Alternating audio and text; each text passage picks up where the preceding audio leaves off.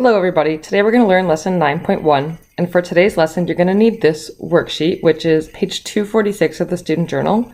We actually tore this out at the end of chapter 8, so you might have to look back a little bit for it. So find that page, and then of course also we want our VTP. So also find your VTP page. Please wait until you find those two pages and pause the video, and then restart the video once you have those two pages ready to go. Okay, here we go. So lesson 9.1, we already know the Pythagorean theorem. We already know that the Pythagorean theorem is a squared plus b squared equals c squared. And this only works for right triangles. If the triangle is not a right triangle, however, we can have a modification of this Pythagorean theorem into what we call the Pythagorean inequalities. These are looking at whether or not c squared is greater than the sum of a squared plus b squared, or if c squared is less than the sum of a squared plus b squared. So if c squared is greater than a squared plus b squared, then the triangle will be obtuse. If c squared is less than a squared plus b squared, then the triangle will be acute. And of course, the c always has to be the longest side, so always make sure you are looking at the longest side when you're plugging in for the c value. Next we have a Pythagorean triple, and you guys already filled this in, so I'm not sure exactly what you put for your explanation in your own words, but a Pythagorean triple is three whole numbers that satisfy the Pythagorean theorem, or that work for the Pythagorean theorem.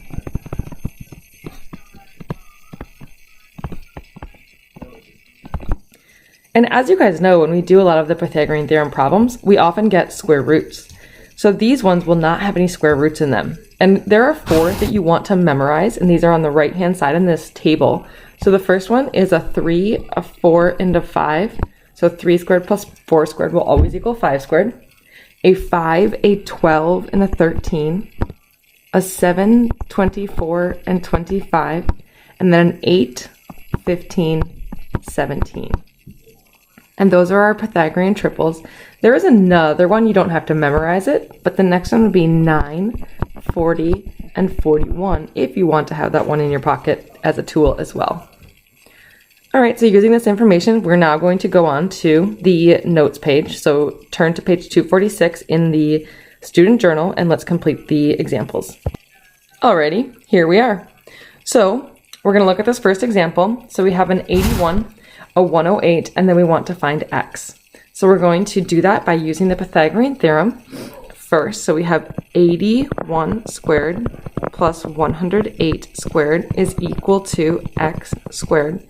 Of course, I do not expect you to complete 81 squared and 108 squared without your calculator, so feel free to use your calculator here.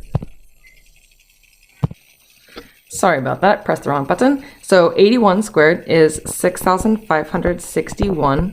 108 squared is 11,664, and that's equal to x squared. So we're going to add those two together, and we have 18,225 is equal to x squared. Next, we take the square root of that, and we get that x is equal to 135. So if x is equal to 135, is this a Pythagorean triple? Your answer should have been yes. All right, let's take one more look at this one. If it's a Pythagorean triple, what we can do is we can figure out which Pythagorean triple it is. So we have a few options. We have 3, 4, 5, 5, 12, 13, 8, 15, 17, and 7, 24, 25.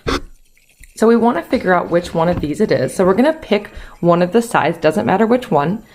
I could pick, let's say I'm going to choose the biggest side, the c. So I know that the c value is going to have to be a multiple of one of the last numbers.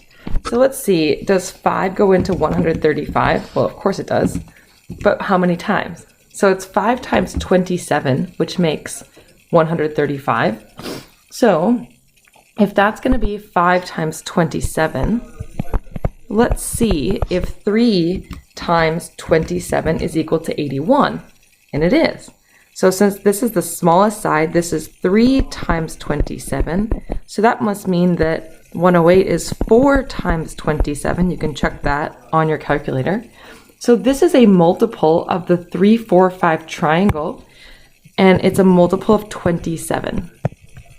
So instead of having to actually do the Pythagorean theorem, if you can recognize that it's the 3, 4, 5 multiplied by 27, you can just go straight there. Okay, so let's see if we can find a triple for number 2. So on number 2, we have the longest side is an 8 here. So with this 8 right here, is 8 a multiple of 5, 13, 17, or 25? Nope, it's not. So we are going to just do the Pythagorean theorem. So Pythagorean theorem here, we have x squared plus 4 squared is equal to 8 squared. So x squared plus 16 is equal to 64.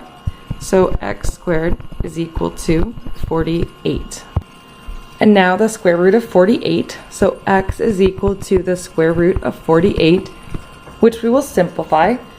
So a perfect square that goes into 48 is 16. So x is equal to, it's actually 16 times 4.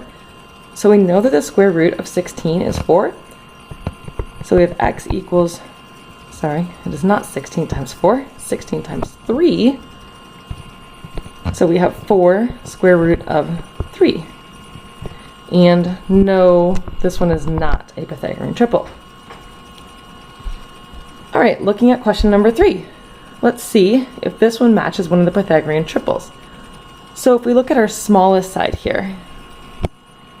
So looking at our smallest side, which is a 15. So 15 here, is that a multiple of the 3, of 5, of the 8, or the 7 maybe? Well, I guess it's a multiple of either the 3 or the 5, potentially. So if it's 3, it would be 3 times 5.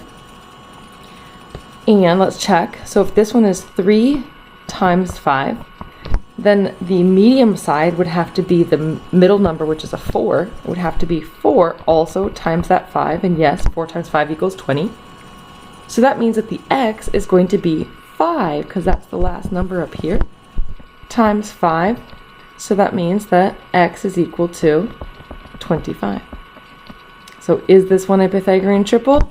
Yes, because all of the numbers are whole numbers. Cool. You can pause the video here if you'd like to practice numbers 4, 5, and 6. I will show the answers in just a moment, so if you'd like to practice them on your own, pause right here. Okay, here are the answers to 4, 5, and 6 if you paused and stopped to try those. Otherwise, just take a look at them and see if they make sense to you. All right, let's jump down to number 8 and number 9. So number 8 and 9 ask you to verify the segment lengths form a triangle. So remember that from a previous chapter. So to verify that they form a triangle, we need to check that the sum of the two small ones, so 90 plus 216, is that greater than 234? Question mark. So yes, that's 306 is greater than 234. So yes, it makes a triangle. And then it asks us to determine if it's acute, obtuse, or right triangle. So to do that, we're going to use the Pythagorean inequalities. So we can see that the c value here is the 234. So we want to see, is c squared, what is it, greater than or less than the a squared plus b squared? So we're going to calculate 234 squared, and we're going to compare that to 90 squared plus 216 squared. So 234 squared is 54,756.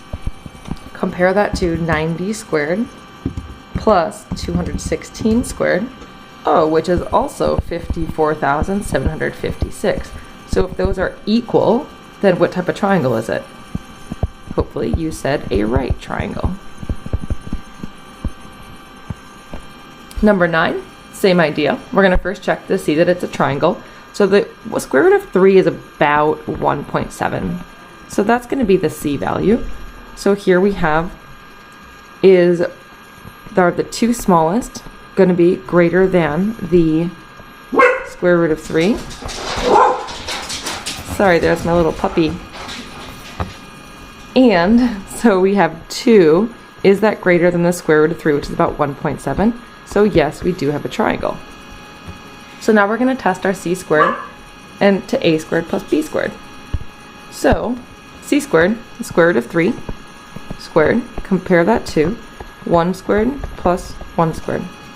So the square root of 3 squared, we know the square root cancels the square. So we get a 3 compared to 1 squared is 1, 1 squared is 1, so 3 compared to 2. So in this case, c squared is greater than a squared plus b squared. Therefore, we have an obtuse triangle. And that is the end of lesson 9.1. You can now work on your homework.